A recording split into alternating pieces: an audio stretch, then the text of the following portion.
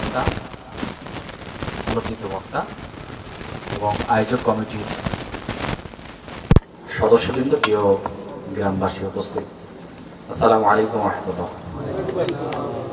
একটা বিষয় আমি লক্ষ্য করলাম, আমি বলছি দুইবার তিনবার বলছি অবশ্য, যে আমাদের গ্রামের একটা ঐতিহ্য ছিল যে জালসাই, অন্তত এই গোরস্থানের জালসাই অনেক লোক হইত, আর যারা এখানে আসছে তারা রেগুলারই জালসা, এই ব্যক্তি যারা আছে তারা আসছে। অন্তত গ্রামের একটা জালসাই বছরতে একবারই হয়, এই গোরস্থানের উদ্যোগে একবারই আয়োজন হয়। সবার মানে উপস্থিতিটা বেশি দরকার ছিল, যে কি নসিহা করে মানুষ, কিন্তু আমাদের অবস্থা এরকম যে অনেক ব্যস্ত আমরা। এই যে আজকে একটা জানাজা হইলো, এখানেই তো ওয়াজটাকে মানে বিরতি দিয়ে জালসার বিরতি দিয়ে জানাজা হচ্ছে। মানে ওই ব্যক্তিটা এটা জানতো না যে তার আজকে মৃত্যু হবে, জানতো? যদি জানতো, আর আমরাও যদি জানতাম, আমরা জানি মৃত্যু হবে, কিন্তু এই যে শর্ট টাইমের ভিতরে মৃত্যু হবে, এই কয়েকদিনের ভিতরে, এত দিনে বা এত তারিখে, দেখবেন মানুষের ভিতরে চেঞ্জ আসতো। কেউ জানতো না যে আমাদের, জানে না, উনি জানতো না, আমরা জানি না আমাদের কখন মৃত্যু হবে, কিন্তু মৃত্যু কি হবে, হবে কিনা? মৃত্যু যদি না হইতো তাহলে এরকম গোরস্থান হইতো? গোরস্থান হতো।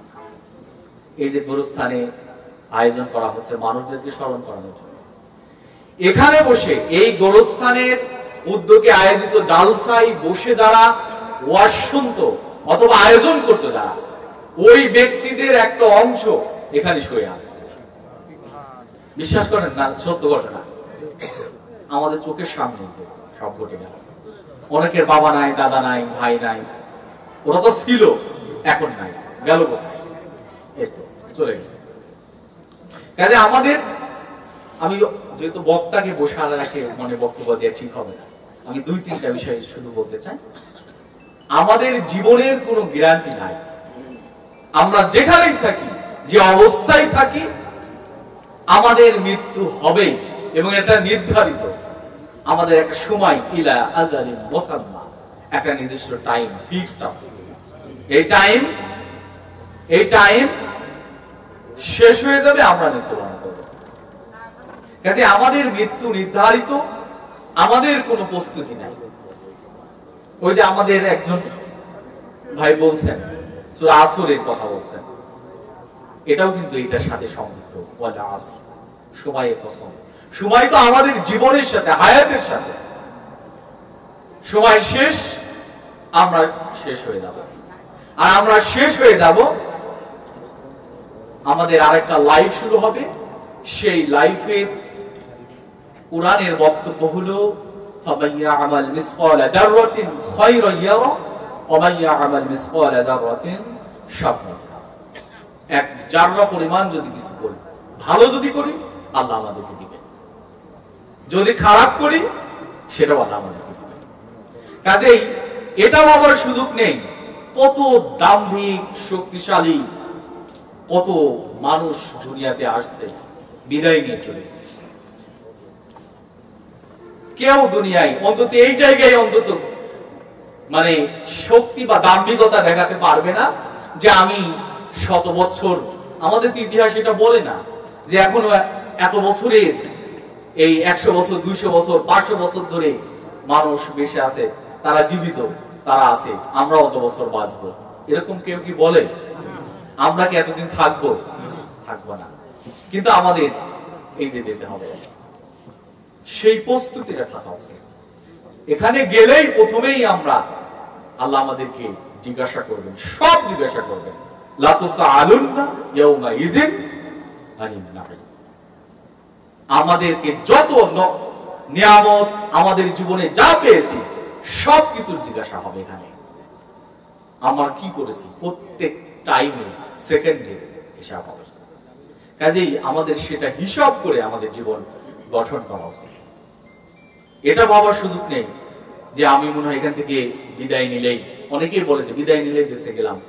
বিদায় নিলে শুরু হবে জবাবদিহিতা শুরু হবে। এবং যদি আল্লাহ ইন্না বাতশা রাব্বিকা লাশাদীদ, রবের ধরা, আল্লাহর ধরাটা অনেক কঠিন, এটা বলার সুযোগ নাই যে আমি বেঁচে যাবো, এটা আল্লাহ বলেছে। আর মানুষ কি এটা মনে করে যে সে বলবে আহসিবান নাস ইয়াতরাকু আইয়াকুলু আমান্না ওয়া হুম লা ইফতানুন, ঈমান আনছি বলে আল্লাহ ছেড়ে দিবেন, পরীক্ষা করবেন না, দুনিয়াতে পরীক্ষা করবেন।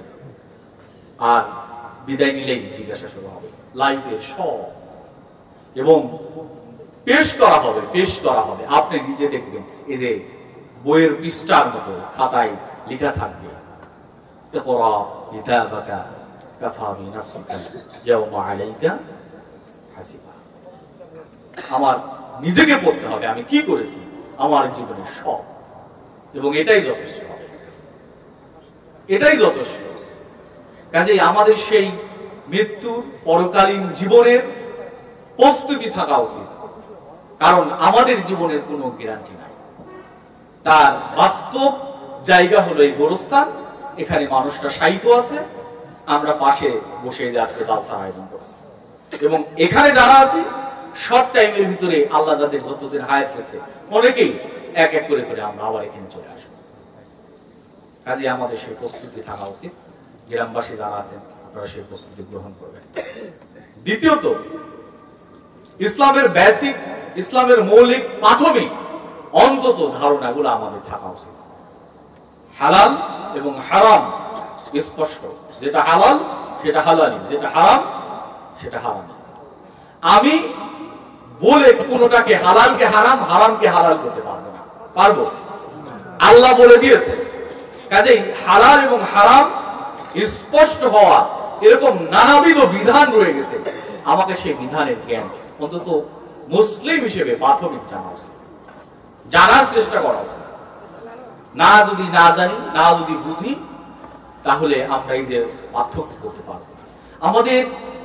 আমাদের জীবনে এই জায়গাটা বেশি গুরুত্বপূর্ণ। এত জানাও লাগবে ব্যাপারটা এরকম না, কিন্তু যা জানি, যতটুকু জানি বা মানা উচিত, আমাদের কমন সেন্স, আমাদের সাধারণ জ্ঞান কি বলে, এটা একটু আমাদেরকে চিন্তা করে আমাদের চলা উচিত। আপনাদের প্রতি অনুরোধ থাকবে যে আমরা একটু প্রাথমিক বিষয়গুলো জানি, মানার চেষ্টা করি, পর্দা মানতে হবে। আমাদের যে অবস্থা, আমরা যেটা আল্লাহ হারাম করেছে, কুল ইন্নামা রাব্বিয়াল হারামা মা জাহরা মিনহা ওয়া মা বাতান, তোমাদের রব প্রকাশ্য এবং গোপনীয় অশ্লীলতাকে হারাম করেছে। যেটা হারাম সেটা হারাম, গোপনে করলেও হারাম, প্রকাশ্য করলেও হারাম। কাজেই আমাদের এই সকল বিষয়কে মাথায় রেখে আমাদের জীবন গঠন করা উচিত। এবং শেষ যে কথা বলতে চাই, সবার প্রতি অনুরোধ থাকবে, গ্রামবাসী যারা আছেন, আসলে আমরা কুরআনের সাথে নিজেদের সম্পর্কটা করি, হাদিসের সাথে সম্পর্ক করি। কুরআন এবং হাদিস আমাদের বিশ্ব মানচিত্রে, সারা পৃথিবীতে আমাদেরকে মর্যাদার আসনে নিয়ে এসেছে। আবার এটা ত্যাগ করার কারণে আমাদেরকে সবচাইতে বেশি নিচে নামিয়ে দিয়েছে। কাজে আমাদের কুরআন অন্তত তেলাওয়াত করা, সকালে বোঝা, আমার মানসিকতা যদি চেঞ্জ করতে চায় তাহলে কুরআনের কাছে আসতে হবে। কুরআন আমাকে সেই চেঞ্জটা দিবে, আমাকে এত তথ্য দিবে, এত কিছু কুরআনের ভিতরে আছে, আল্লাহর এত নিদর্শনের বর্ণনা আছে যে আপনি পড়ে শেষ করতে পারবেন। আমরা যেন সেই কুরআনের সাথে নিজেদেরকে একটু সম্পৃক্ত করি, কুরআন তেলাওয়াত করি, শিখি, শিখার চেষ্টা করি, লেগে থাকি। এবং এটাই কুরআন আমাদের, কুরআনের চাইতে, হাদিসের চাইতে আর সেরা কোনো, আল্লাহর পক্ষ থেকে দেয়া কোরআন, এটা সেরা কোনো, এর চাইতে সেরা বাণী হতে পারে না।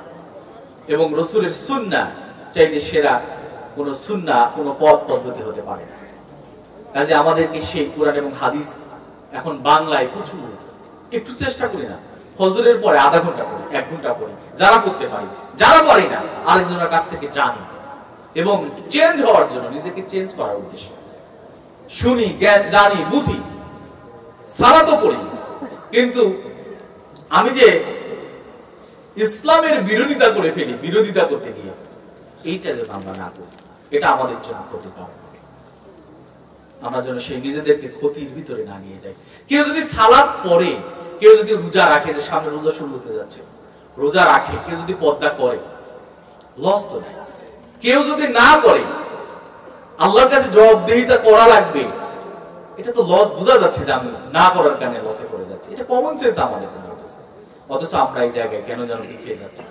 আসুন আমরা এই জায়গায় একটু নিজেদেরকে ধরে রাখি, যে সামনে রোজার মাস আসছে, উদ্যোগ নেন। আপনারা তো অনেক উদ্যোগ নেন, অনেক কিছুই তো করেন, যে আমরা কোরআন শিখতে চাই, কোরআন শিখে দুনিয়া থেকে বিদায় নিতে চাই, আমাদের জীবন চেঞ্জ হয়ে যাবে। আর যদি আমরা মনে করি যে আমরা যেমন ছিলাম তেমনই থাকবে, তাহলে এই যে পরের কালে যে জীবন, এর পরের জীবনটা যেটা শুরু হতে যাচ্ছে, এটা কতদিন হবে? বিশাল, এখানে কবর থেকেই তো আমাদের হিসাব শুরু হয়ে যাবে, কঠিন। এটার হাদিসগুলো একটু পড়বেন, আল্লাহ রাসূল সাল্লাল্লাহু আলাইহি সাল্লাম কবরের ব্যাপারে হাদিসে কি বলেছেন, কুরআন কি তথ্য দিয়েছেন, দেখবেন ভিতরে চেঞ্জ আসবে। আসুন আমরা কোরআন থেকে পড়ি, শিখি, নিজেদেরকে পরিবর্তন করি, হালালের সাথে সম্পর্ক করি। হালাল আমাদেরকে আরো বেশি ইবাদতে ভালো লাগবে। ইবাদত হালাল যদি না খাই, না পড়ি, না কিছু করি, তাহলে ভালো লাগবে না। এবং আল্লাহর জিকিরটা হলো বেশি ইম্পর্টেন্ট। আসুন আমরা আমাদের সব সময় এই যে তাসবিহ, তাহলিল, অন্তত বেসিক বিষয়গুলো শেখা উচিত। এক কথায় যদি বলি যে ওয়াশরুমে গেলে দোয়া পড়তে হয়, এটা খুবই ইম্পর্টেন্ট আমাদের লাইফের জন্য। খাবার সময় অন্তত বিসমিল্লাহ বলতে হয়, এটা আমার জানা উচিত। এই যে ধরনের যে বিষয়গুলো আছে আমাদের শেখা উচিত। আসুন আমরা সেটা শেখার চেষ্টা করি, নিজেদের একটু পরিবর্তনের চেষ্টা করি, এবং এই পরিবর্তনই আমাদেরকে আমাদের মর্যাদা বৃদ্ধি করে দেবে। আমরা দুনিয়ায় কেউ মাঠে কাজ করবে সারা জীবন, কেউ রিকশা চালাবে, কেউ চাকরিজীবী হবে, এইগুলার পরিচয় আল্লাহর কাছে আল্লাহ এগুলা দেখবেনই না। আমি ইমানদার ছিলাম কিনা যদি থাকি, এই রিকশা আল্লাহর কাছে সবচেয়ে বেশি প্রিয় হবে। এই দিনে মাঠে কঠোর পরিশ্রমে হালাল রিজিক খাওয়া অল্প ইবাদতকারী ওই ব্যক্তিটাই আল্লাহর কাছে হবে, যদি সে ইবাদত করে। আসুন আমরা এই বিষয়গুলোকে মাথায় রেখে আমরা নিজেদেরকে গড়ে তুলি। আজকের যে চমৎকার জালসার আয়োজন, এই আয়োজনের যে মেসেজগুলা যারা বক্তারা আলেমরা এসেছেন দিবেন, আমরা এখান থেকে গ্রহণ করার চেষ্টা করি। আল্লাহ যেন আমাদের সে তৌফিক দান করেন, আমাদের এই জালসায় যেন আমাদের পরিবর্তনের কারণ হয়। সবাইকে অসংখ্য মোবারকবাদ। কমিটিকে ধন্যবাদ জানিয়ে আমার কথা শেষ করছি। আসসালামু আলাইকুম ওয়া রাহমাতুল্লাহ।